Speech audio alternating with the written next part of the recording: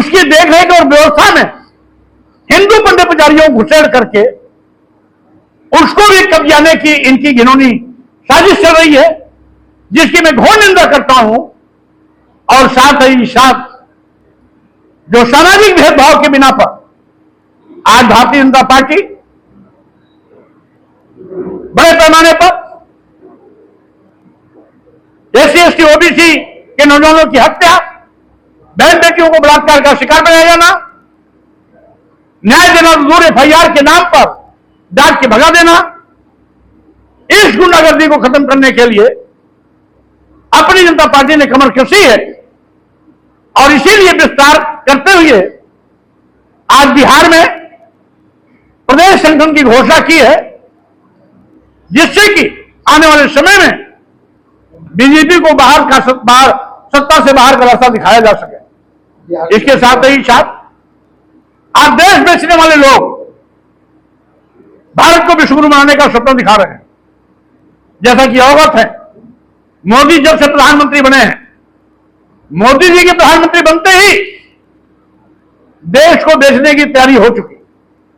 आज मोदी जी ने देश के सभी बंदरगाह बेच दिए, एयरपोर्ट बेच दिया, एयर इंडिया बेच दिया, सभी रेलवे स्टेशन बेच दिए, कई ट्रेनें बेच दी, LIC जैसी बड़ी संस्था बेच दी अदानी और अंबानी के नाम। सरकारी संस्थान प्रतिष्ठान देश की जनता के गाढ़े कमाई के पैसे से बनता है, जो टैक्स देते हैं उस टैक्स से बनता है। यह किसी का पुश्तैनी जायदाद नहीं है कि मोदी जिसको चाहे अदानी को दे दें, जिसे चाहे अंबानी को दे दें। यह राष्ट्रीय संपदा है। देश के नौजवानों को सरकारी नौकरियां मिलने की इसमें उम्मीदें होती हैं। आज मोदी सरकार देश के नौजवानों की उम्मीदों का गला घोट रही है और सरकारी संस्थानों प्रतिष्ठानों को बेच करके इस देश को कमजोर कर रही है और अपने चहेते उद्योगपतियों को लाभान्वित करने की नापाक कोशिश कर रही है। अपनी जनता पार्टी डट करके इसका जवाब भी देगी और भाजपा के खिलाफ चुन चुन करके ऐसे प्रत्याशी लाए जाएंगे जिससे कि इनका बोरिया बिस्तर बांध करके सत्ता से बाहर का रास्ता दिखाया जा सके। आज बहनों के सिंदूर का मजाक यदि कोई उड़ा रहा है तो देश के माननीय प्रधानमंत्री नरेंद्र मोदी जी कहते हैं, सादे रूप से कहते हैं कि मेरी नसों में खून नहीं, गर्म सिंदूर दौड़ रहा है। शायद माननीय मोदी जी भूल गए कि उन्होंने इस सिंदूर का अपमान किया, अपनी पत्नी के सिंदूर का सम्मान नहीं कर पाए। वो देश की बहनों के सिंदूर का सम्मान क्या करेगा? इसलिए साथियों, मैं केवल इतना कहना चाहता हूं, आज मोदी जी देश के लिए एक धोखा है। इस धोखे से लोगों को सावधान करना अपनी जनता पार्टी की जिम्मेदारी है, जवाबदेही भी है। इसीलिए पूरे देश में जहां हम मोदी की इस पिकड़म मकड़जाल को खत्म करने के लिए तैयारी में लगे हैं, वहीं पर इनके धोखे से भी लोगों को सावधान करने के लिए भी हम लगातार अभियान चलाए हुए हैं। सर, आप लगातार वन नेशन वन एजुकेशन की मांग करते हैं, क्या अभियान भी लागू करने की कोशिश है? स्वाभाविक रूप से जिस तरीके से शिक्षा खत्म होती जा रही है, ग्रामीण शिक्षा तो पूरी तरीके से शून्य हो गई है, महंगी शिक्षा के माध्यम से उच्च शिक्षा को भी खत्म करने पर आमादा है। इसलिए अगर राष्ट्र को तरक्की के रास्ते पर ले जाना, बेहतरी के रास्ते पर ले जाना है, तो वन नेशन वन इलेक्शन के बजाय one nation one education slogan पर मोदी जी को काम करना चाहिए या केंद्र की सरकार को काम करना चाहिए, तभी देश का भला हो सकता है। अन्यथा देश को डूबने से कोई बचा नहीं पाएगा। सर, आपका 85 बनाम 15 का मान लगातार सुनते हो रहा है, क्या अभियान भी लागू करेंगे? यह तो बिहार की धरती है, जहां बिहार के लेनिन कहे जाने वाले शहीद बाबू जगदेव प्रसाद कुशवाहा जी ने बहुत पहले इस बात को बुलंद किया था कि 100 में 90 शोषित हैं, 90 भाग हमारा है। यानी धन, धरती, शिक्षा, सम्मान हर जगह पर हमारा 90 का हिस्सा लगना चाहिए। लेकिन सत्ता में बैठे हुए लोग संविधान प्रदत्त आरक्षण व्यवस्था को शून्य और निष्प्रभावी कर रहे हैं, तो इनसे न्याय की उम्मीद तो है नहीं। इसलिए हमें लंबी लाइन खींचनी पड़ेगी।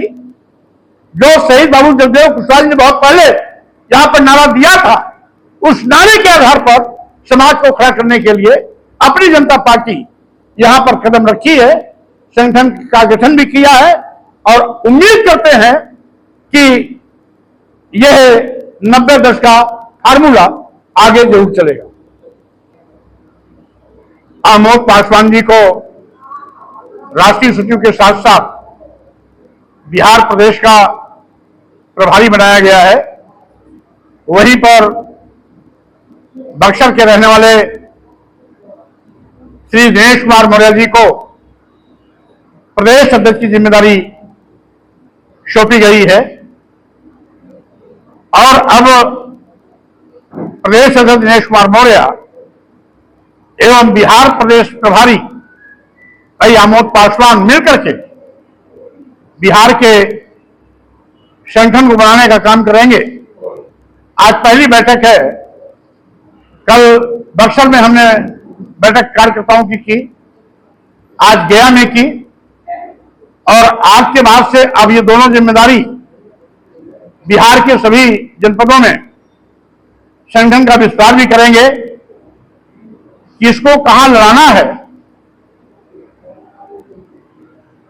सामाजिक समीकरणों को देखते हुए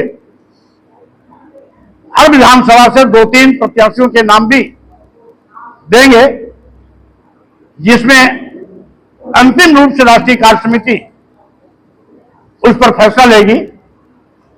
इसके साथ ही साथ क्योंकि आज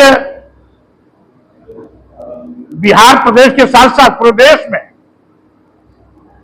भाजपा और भाजपा के नेतृत्व में चल रही उनके सहयोगी पार्टियों की सरकारें सभी मुद्दों पर पूरी तरीके से फेल हो चुकी है। सरकार की गलत नीतियों से पूरे देश में करोड़ों नौजवान बेरोजगारी के शिकार हो गए।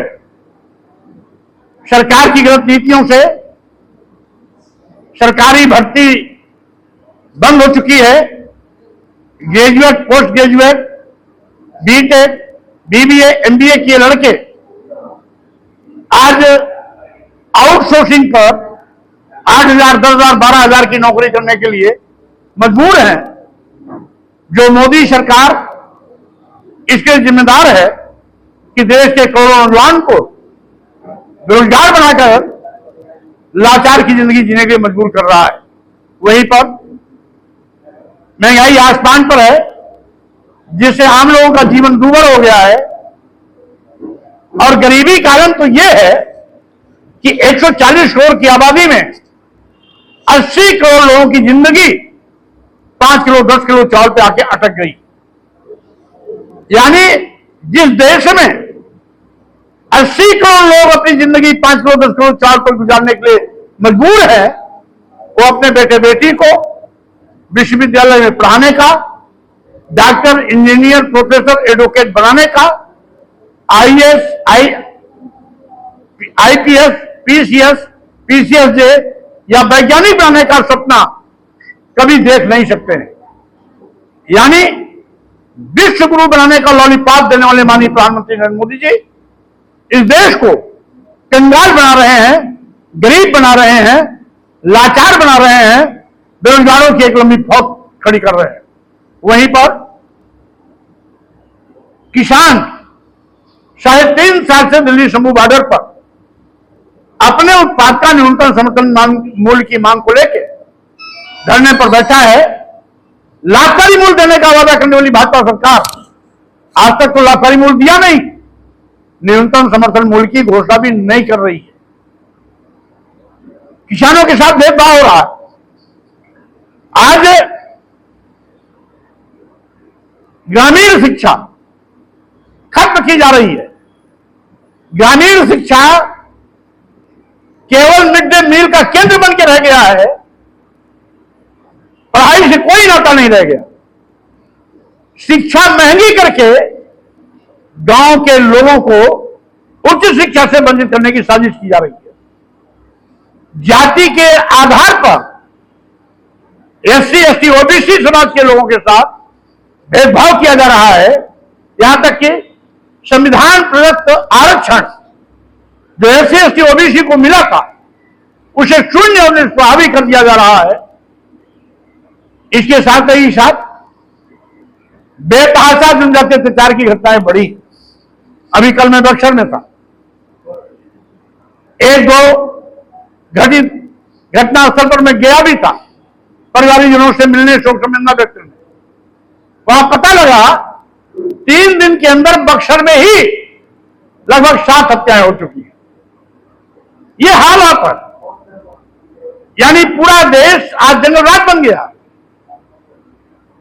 धर्म के नाम पर भाजपा समाज को बांटने का काम कर रही है। हिंदू मुस्लिम मस्जिद मंदिर के नाम पर सामाजिक भाईचारा को खत्म कर रही है। साथ ही साथ भारतीय संविधान के अनुच्छेद 15 और 51 में स्पष्ट इस बात की व्याख्या है कि वर्ण, जाति, धर्म, क्षेत्र, लिंग और जन्मस्थान के आधार पर किसी के साथ भेदभाव नहीं हो सकता। फिर भी संविधान की कसम खाने वाले गोल जहां 27 वर्षों के सफर में 17,000 से भी अधिक छात्रों ने डॉक्टर एवं इंजीनियर बनकर भरे सफलता की ऊंची उड़ान, जहां साधारण छात्र भी असाधारण सफलता प्राप्त कर बना रहे इतिहास। दूरदर्शी शिक्षाविद श्री विपिन सिंह के मार्गदर्शन में मेडिकल एवं इंजीनियरिंग के लाखों छात्रों के लिए आशा की किरण के रूप में गोल्ड रिजल्ट फैक्ट्री